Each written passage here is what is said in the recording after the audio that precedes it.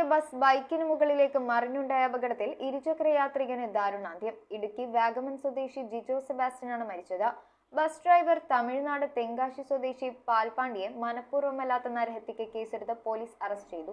ഇടപ്പള്ളി അരൂർ ബൈപ്പാസിൽ മാടവന ജംഗ്ഷനിൽ നിയന്ത്രണം വിട്ട ബസ് സിഗ്നൽ പോസ്റ്റിലിടിച്ച് ബൈക്കിന് മുകളിലേക്ക് മറിഞ്ഞായിരുന്നു അപകടം. ഡ്രൈവർ ഉൾപ്പെടെ ബസ്സിലുണ്ടായിരുന്ന 13 പേർക്ക് പരിക്കേറ്റു. ഇടുക്കി വാഗമൺ കോട്ടമല മണിയമ്പ്രായിൽ ജിജോ സെബാസ്റ്റ്യനാണ് വാഹനാപകടത്തിൽ മരണപ്പെട്ടത്. അപകട സമയത്ത് സിഗ്നലിൽ മറ്റു വാഹനങ്ങളില്ലാതിരുന്നതിനാൽ വൻ ദുരന്തം ഒഴിവായി. ബസ് ഡ്രൈവർ തമിഴ്നാട് തെങ്കാശി സ്വദേശി പാൽപാണ്ടിയെ പോലീസ് അറസ്റ്റ് ചെയ്തു. മനഃപൂർവ്വമല്ലാത്ത നരഹത്യക്കാണ് കേസെടുത്തിരിക്കുന്നത്. പാൽപാണ്ടി ഉൾപ്പെടെ പരിക്കേറ്റവരെ ആശുപത്രിയിൽ പ്രവേശിപ്പിച്ചു.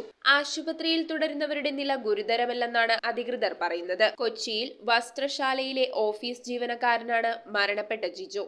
News desk metro 7. ഫുഡ് കഴിക്കാൻ ഇഷ്ടമില്ലാത്ത മനുഷ്യന്മാരുണ്ടോ? എന്നാൽ നമുക്ക് കുറച്ച് വെറൈറ്റി ഫുഡ് കഴിച്ചാലോ?